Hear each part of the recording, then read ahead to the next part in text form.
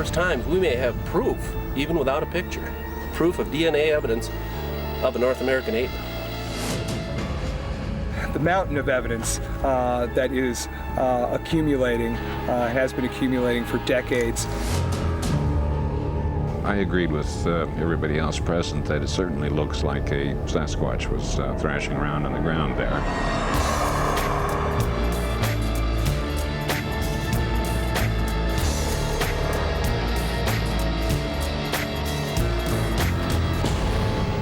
In this special episode of Animal X, we present compelling new evidence that Bigfoot is alive and well and living in Washington state.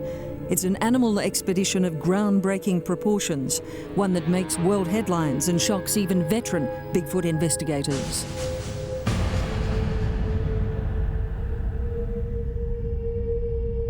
It's considered one of the most venerable forests in America. Covering more than 1 million acres, much of Gifford Pinchot National Forest remains unexplored. And it's in these dense parts that some believe hides one of America's greatest legends. The hard part, though, is to find it. Animal X brings together an elite squad that thinks it has what it takes. We're coming right out here in the center of Bigfoot's territory and invading it and putting out this scent that hopefully is going to draw him in. Bring all this talent together and you put them in a good location and you have a fighting chance of being able to document something if there's something around to document. Animal X travels to southern Washington to an area between Mount Adams and Mount St. Helens that, strangely enough, has become known as Ape Canyon.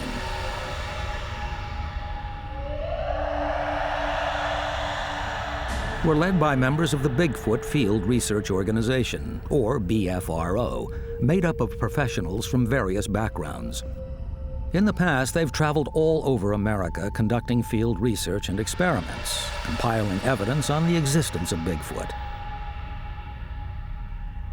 This trek is about to become their most revealing to date.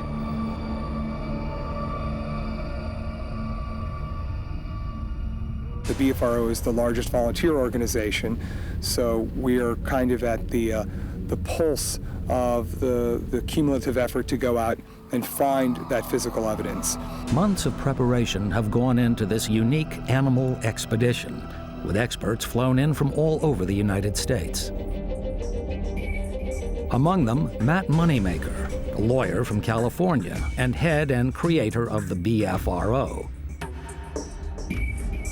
Richard Knoll, an aerospace engineer from Seattle who has worked on aircraft including the stealth bomber, and whose job it is to take plaster casts of unusual prints. Dr. Leroy Fish, a wildlife ecologist and zoologist from Oregon, who has finally tuned his skills to take on the role of BFRO animal tracker. And Dr. Gregory Bambanek from Minnesota, considered to be the country's top expert in pheromone detection, essentially the art of sniffing out Bigfoot using scented discs laced with sex hormones of female primates.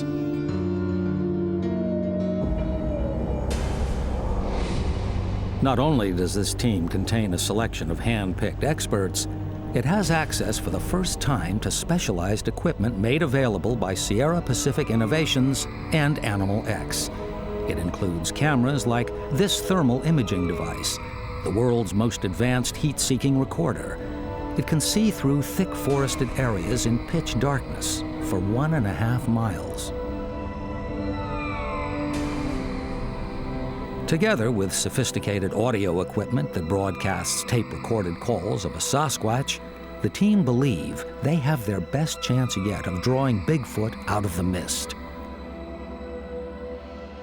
On this occasion, the speakers are pointed towards Skookum Meadows, a good decision, as it's an area that will later reveal an amazing find. The wind is blowing in this direction, so what everybody's saying is that the sounds will carry into Skookum very well.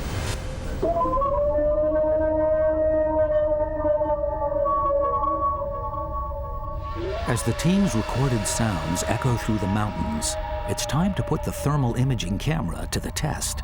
Go ahead, Tom. We're on the hill above your location. We are northeast of your location. So you will scan the camera to the southwest toward us. You got that? Yeah. Okay, 225. What does it sound like there, Tom? We're hearing some stirring right below us. So try another scan at 235 degrees. That's southwest. You got that? It looks like there's a kind of a nebulous glow, but we'll tell him to just be patient. If it moves, I'll let him know. The strange noises and movements continue throughout the night and the following 4 days. Dr. Leroy Fish believes playing the pre-recorded Bigfoot howls has a marked effect on the elusive beast. For me personally, I was pretty skeptical until this week. And 2 nights ago, I sat and listened to an animal override with huge volume. Half a dozen coyotes screaming. The sound was completely different, and it was very similar to what we've been broadcasting. Others have heard similar yet distinguishable Bigfoot sounds. One came up and screamed on the opposite side of where we were playing back, and 2 loud screams. I've heard lots of strange sounds that come out of other animals. This wasn't one of those animals. This was almost exactly like what we were broadcasting out. Another shift and another strategy. This time, the BFRO members lay out fruit in the hope that their night stalker might take the bait. The following morning, the site reveals something extraordinary. When we came back around, looking at this again, we were just about ready to leave when we noticed that the rest of this looked like it had hair in it, hair imprints. And finally it dawned on us that this is something that isn't a bear. It sat down on its butt. The team demonstrates the position they believe the creature lay in. From the indentations in the soil, they establish that it was big and heavy, laying down while reaching for the fruit. The excitement of the find filters through the team. A Bigfoot body imprint is a rare find, and the BFRO know it. Okay. We get some tooth impressions. Yeah, right. It's huge. It's absolutely huge. I mean, a lot of footprints have been found, and in some cases a handprint and a knuckle print, but never a lower torso that can be studied by a primatologist. This is one of the first times we may have proof, even without a picture, proof of DNA evidence of a North American ape.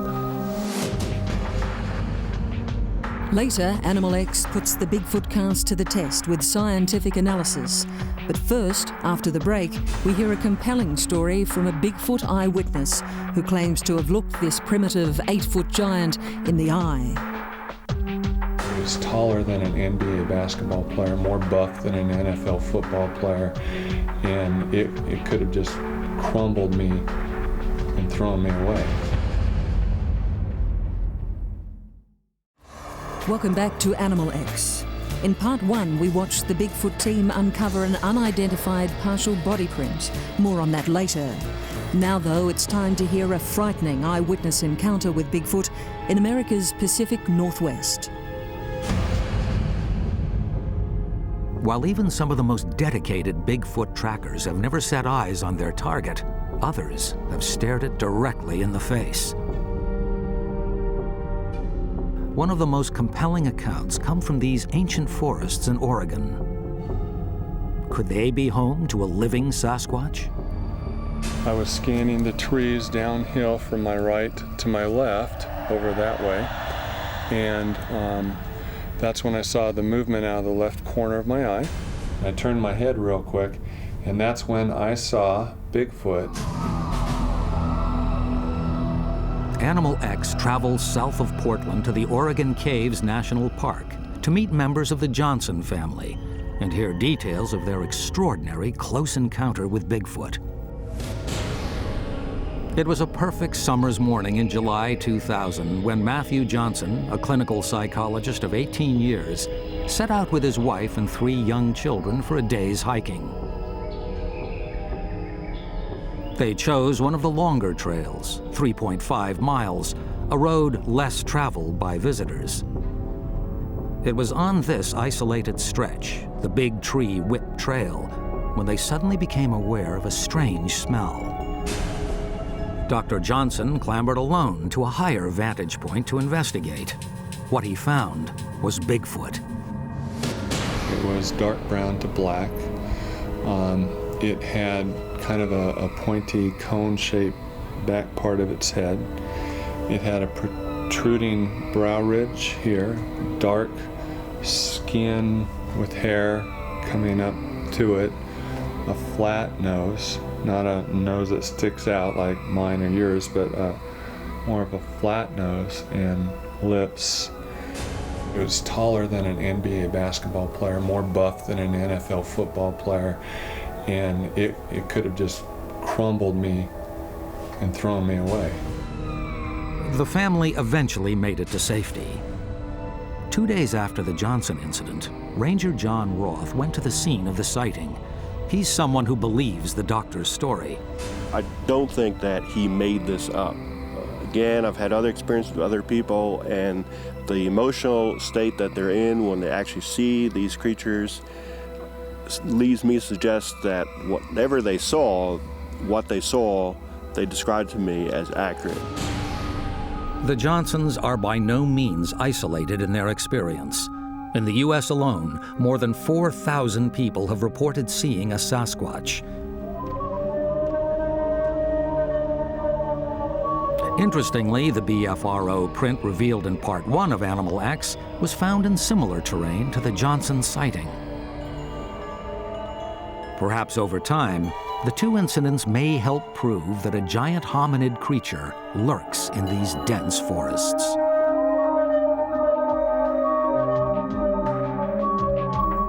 After the break, Animal X travels to Seattle for scientific testing of the BFRO's earlier groundbreaking find.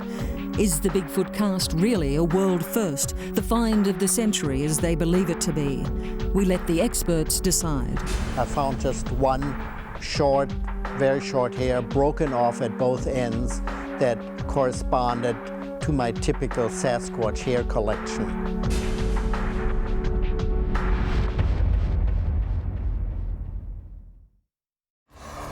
Welcome back. In Part 1, we watched the Bigfoot team uncover an unidentified partial body print. Now it's time to ask the experts, could this really be proof of a living hominid creature, an unknown species that shares our planet?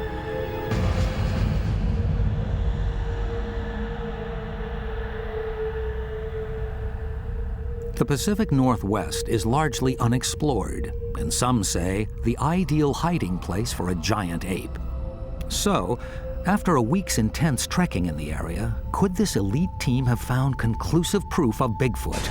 Why wouldn't it be a bear? Because when a bear, when it goes to lay down, it will sit, roll, and get into the fetal position.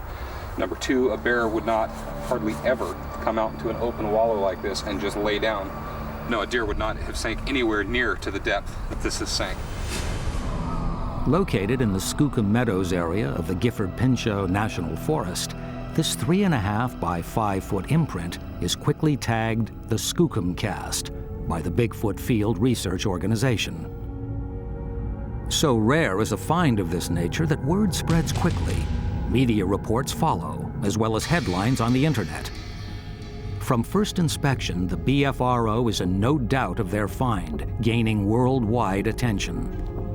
This is a body cast of a Sasquatch, which in my experience was a questionable animal for many, many, many years. My main interest is to try to convince the scientific community that this animal exists and should be more closely inspected. After combing the area for microscopic clues, including hair samples, the next step for team members is to get a cast of the giant impression. Using more than 200 pounds of plaster, they carefully fill the cast, then use aluminum tent poles to reinforce it. After setting, it's wedged out of the ground to be sent north for expert examination.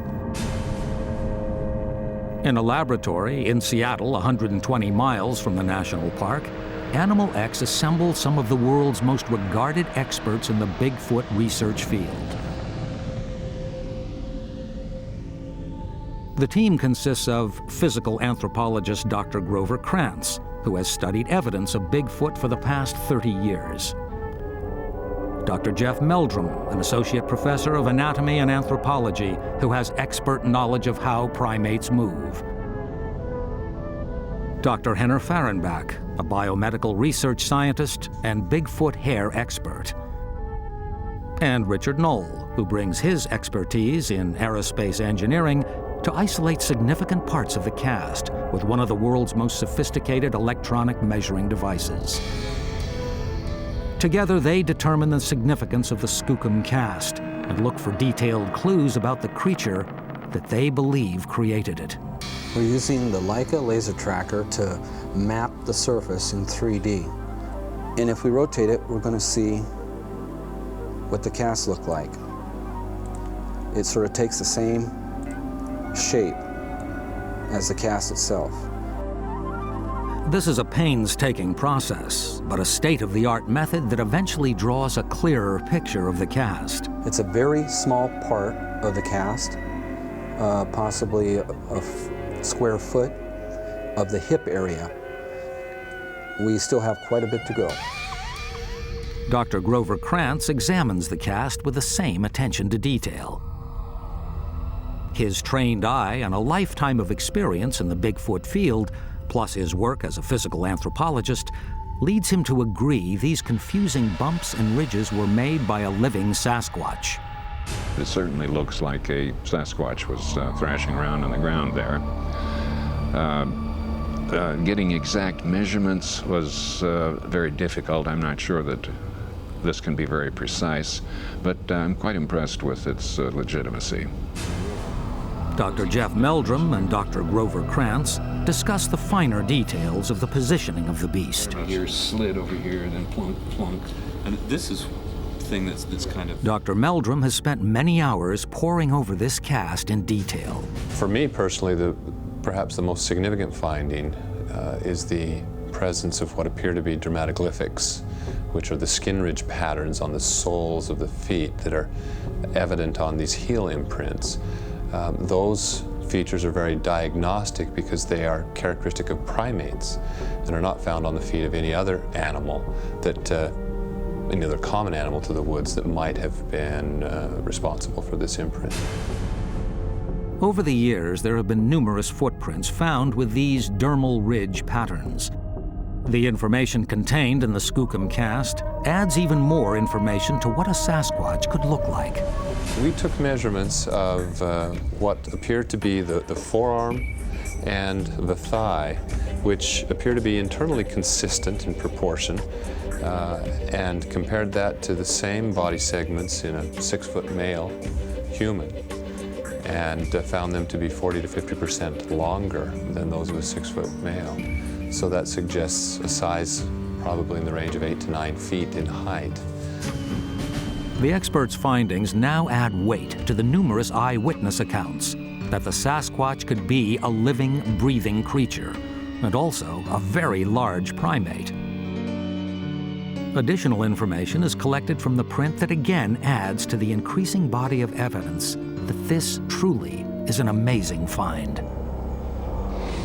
Dr. Henner Fahrenbach is an expert in identifying hair from different animals and has what he believes are samples of the giant ape. I have about a dozen samples, over a dozen samples of Bigfoot hair collected in 4 states of the United States. They all agree in structure with each other in terms of diameter, color, pigment distribution, lack of a medulla, and lack of banding or tapering. Dr. Fahrenbach examined a number of hairs found at the Skookum site. He identified bear, elk, coyote, and something else. I found just one short, very short hair broken off at both ends that corresponded to my typical Sasquatch hair collection. So far it's only one hair, but sometimes that's all it takes to be found in the back seat to convict you. The experts also conclude hair patterns within the cast are also consistent with that of a primate. I was extremely impressed by the fine detail of the hair striations, the imprints of the hair on the buttock and the thigh especially, and coursing across the forearm. Not only is the hair very evident, but the flow pattern of the hair is anatomically correct. For our experts, there is no question that the Skookum Cast is a rare and valuable addition in the search for clues about Bigfoot. Perhaps DNA testing the fruit eaten at the Skookum site will add more weight to the evidence presented here on Animal X. If we're going to prove that they exist, and if they are on the verge of extinction and we're going to do something about it, well, we better prove that they exist or they're going to go extinct without our ever knowing about it. So the closer they are to the extinction, the more important it is to shoot one to prove they exist, so the government will have to do something about it.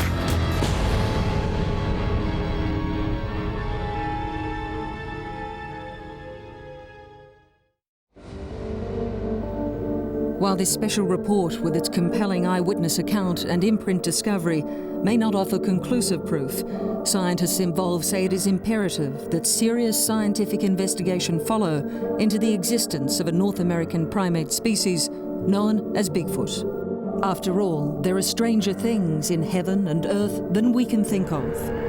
You've just seen some of them on Animal X.